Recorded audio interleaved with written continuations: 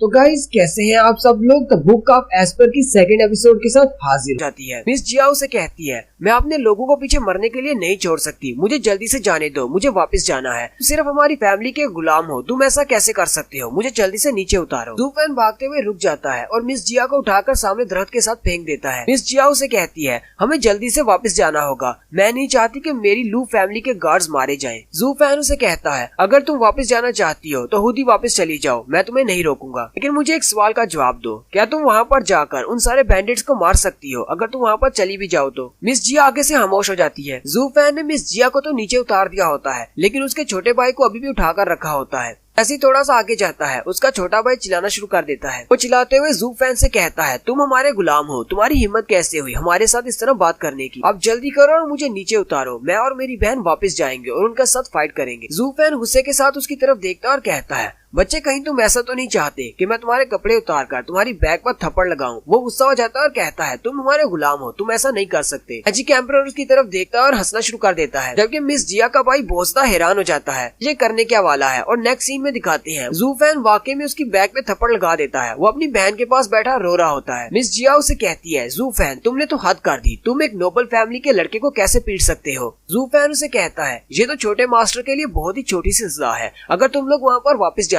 हो तो तुम लोग उन बैंडिट्स के हाथों मारे जाओगे। अब मुझे जल्दी से बताओ, क्या यहाँ पर छुपने के लिए कोई जगह है। मिस जिया उसे कहती है, यहाँ पर तो सारा खुला एरिया है, फार्म्स है यहाँ पर, लेकिन यहाँ पर छुपने के लिए कोई भी जगह नहीं है। वेस्ट वाली साइड पर एक फोगी फॉरेस्ट है, लेकिन वहाँ के सारे इलाके को बैंडिट्स अच्छी तरह से जानते हैं। जू फैन उसे कहता है, चलो फिर उसी फोगी फॉरेस्ट के अंदर चलते हैं। जू फैन आगे आगे चलना शुरू करता है और कहता है, अपने भाई को भी पकड़ लो, उसका हाथ पकड़ कर रखना, कहीं वो भाग ना जाए। मिस जिया उसकी तरफ देखती है और कहती है, एक बार हम लोग इस सिचुएशन से बाहर निकल आए, उसके बाद मैं तुम्हें सजा जरूर दूंगी, तुम हमारी फैमिली के गुलाम हो, कोई मालिक नहीं। फिर वो लोग फोगी फॉरेस्ट के सामने पहुंच जाते हैं। जू फैन कहता है, क्या यही वो फोगी फॉरेस्ट है। मिस जिया उसे कहती है, हाँ, जहाँ पर सालों से ये फोग यहीं पर है, यहाँ पर हमें रास्ता नहीं मिलता, इसलिए कोई भी इस फोगी फॉरेस्ट के अंदर नहीं जाता, क्योंकि अगर एक बार तुम अंदर चले गए तुम्हें बाहर निकलने का रास्ता नहीं मिलेगा। मिस जिया उसे कहती है, मुझे इस बात की समझ नहीं आई कि सन फैमिली वाले अचानक हमारे पीछे क्यों लग गए हैं, पहले तो उन्होंने कभी हमारे साथ ऐसा करने की कोशिश नहीं की। जू फैन उनसे कहता है, ये जगह ट्रैप्स लगाने के लिए बहुत ज्यादा अच्छी है। मिस जिया जू फैन से कहती है, मेरे छोटे भाई को लेकर तुम इस जंगल के अंदर चले जाओ, मैं उन बैंडिट्स को यहीं पर रोकती हूँ। जू फैन उसे कहता है, मैं ऐसा नहीं कर सकता, मैं इस बच्चे को अपने साथ लेकर इस जंगल के अंदर नहीं जाऊंगा, क्योंकि मुझे रास्ता नहीं पता, अगर तुम मेरे साथ नहीं आओगी तो मैं इस बच्चे का ध्यान नहीं रख पाऊंगा, अगर तुम यहाँ से चली जाती हो तो तुम्हारे जाने के फौरन बाद मैं इस बच्चे को मार डालूंगा। जू फैन उसे कहता है, अगर तुम वहाँ पर वापस जाती हो तो तुम भी मारी जाओगी,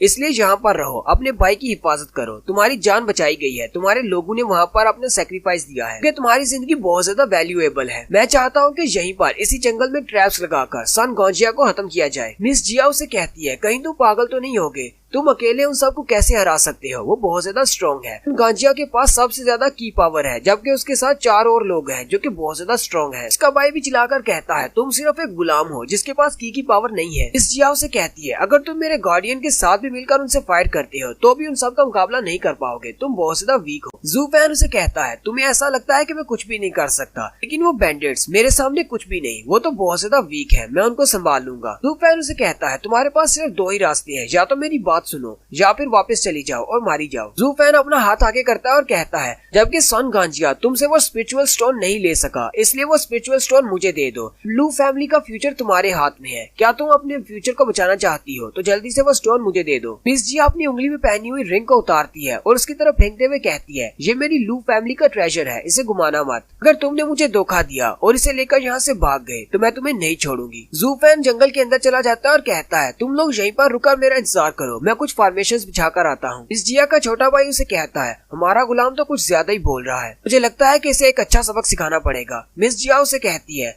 कोई बात नहीं, अगर वो कुछ ज्यादा बोल रहा है लेकिन फिर भी उसने हमारी हेल्प की है, ये कम से कम उन लोगों की तरह तो नहीं है जो कि पीछे बैठे चुपचाप बातें सुनते रहते हैं लेकिन हेल्प भी नहीं करते। जबकि मिस जिया सोच रही होती है, पता नहीं ये क्या है, लेकिन मुझे लगता है जू फैन चेंज हो चुका है। जू फैन उस फोगी फॉरेस्ट के अंदर चला जाता है और वहाँ पर अपनी फॉर्मेशंस को बिछाता जा रहा होता है और उस रिंग को अपने हाथ में पकड़कर कुछ स्पेल्स बोलता है, जिससे वो रिंग चमकना शुरू हो जाती है। मिस जिया और उसका भाई जो कि क्लिफ के ऊपर खड़े होते हैं, वो दोनों ही देखकर हैरान हो जाते हैं कि फोगी फॉरेस्ट में जितनी भी फोग फोग होती है वो सारी खत्म हो जाती है। साथ ही जू फैन भी वापस आ जाता है। मिस जियाओ से कहती है कि ये सब कुछ तुमने किया है, ये फोग कैसे गायब हुई? जू फैन उसे कहता है पहले शांत हो जाओ, हाँ ये सब कुछ मैंने किया है, इसके लिए परेशान होने की जरूरत नहीं। जू फैन उसे कहता है चलो मेरे पीछे इस फोगी फॉरेस्ट के अंदर आओ, मैं तुम्हें कुछ मैजिकल स्पेल सिखाता हूँ जिनकी मदद से यहाँ पर बिछे हुए ट्रैप्स को एक्टिवेट कर सकती हो और उनके आते ही उनको मार सकती हो। मिस जिया हैरान हो जाती है और कहती है लेकिन तुम्हें मैजिकल स्पेल्स कहाँ से आते हैं, क्या तुम ऐसे ही उनको हराना चाहती हो? वो उसके पीछे पीछे चलना शुरू कर देते हैं। मिस जिया सोच रही होती है मैजिकल फॉर्मेशन और अरेज तो बहुत ज्यादा इंपॉर्टेंट है क्योंकि मार्शल आर्ट्स की टेक्निक्स भी इन सब के सामने बेकार है। लेकिन जू फैन ये तो सिर्फ एक गुलाम है, इसके पास ऐसी मैजिकल फॉर्मेशंस कहाँ से आई? मिस जिया उसे कहती है तुम ये कैसे करने वाले हो? जू फैन उसे कहता है तुम्हें इस बारे में सोचने की जरूरत नहीं कि मैं इसे कैसे करूंगा, मैंने सारी फॉर्मेशंस बिछा दी हुई है, अब मैं तुम्हें सिखाता हूँ कि उन्हें एक्टिवेट कैसे करना है, हम बस वेट करेंगे उनके मरने का। नेक्स्ट सीन में सन गांजिया को दिखाते हैं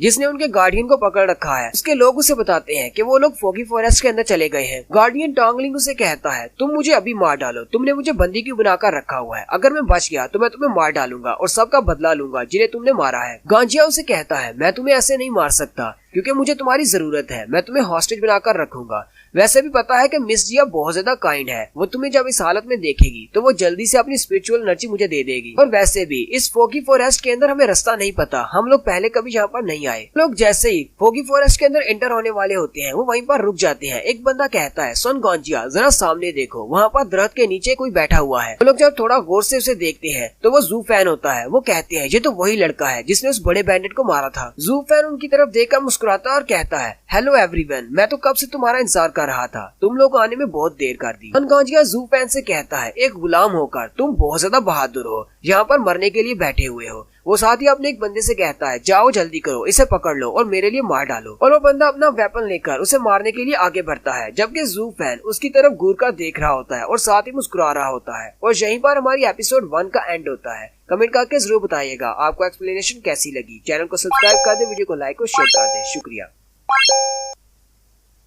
मैं सोच रहा था कि यार इसका नाम बुक ऑफ एस्पर नहीं रखना चाहिए था क्योंकि मैजिकल बुक को सिर्फ स्टार्ट में दिखाया गया है, उसके बाद उसको दिखाया नहीं जा रहा है। नाम से क्या फर्क पड़ता है, आप सबको तो पहले से ही पता है कि ये सीरीज का नाम क्या है। इस सीरीज का नाम मैजिक एम्परर है जो कि मैंने छोटा सा करके नीचे लिखा भी हुआ है। तो चलिए शुरू करते हैं इसकी सेकंड एपिसोड की एक्सप्लेनेशन। लेकिन अगर आप चैनल को बिना सब्सक्राइब किए हुए वीडियो देख रहे हैं तो यार सब्सक्राइब कर दो, कुछ भी नहीं होता, मेरा चैनल आपको काटने नहीं वाला, तो प्लीज सब्सक्राइब कर दो, वीडियो को लाइक और शेयर कर दो। शुक्रिया। तो लास्ट एपिसोड के एंड पे हमने देखा था जू फैन सामने एक दरख्त के नीचे बैठा होता है। गांजिया भी वहाँ पर पहुंच जाता है और अपने बंदू से कहता है जाओ इस पर अटैक करो और इसे पकड़कर मेरे पास ले आओ। सन गांजिया का बंदा जैसे ही उसके करीब पहुंचता है और अपनी तलवार चलाकर उसे मारने वाला होता है, वो कहता है मैंने लू फैमिली की मिस जिया और उसके भाई दोनों को पैरालाइज कर दिया है, अब वो दोनों मेरे कब्जे में है। गांजिया जल्दी से अपने बंदे से कहता है रुक जाओ, इसे मत मारना, और वो वहीं पर रुक जाता है।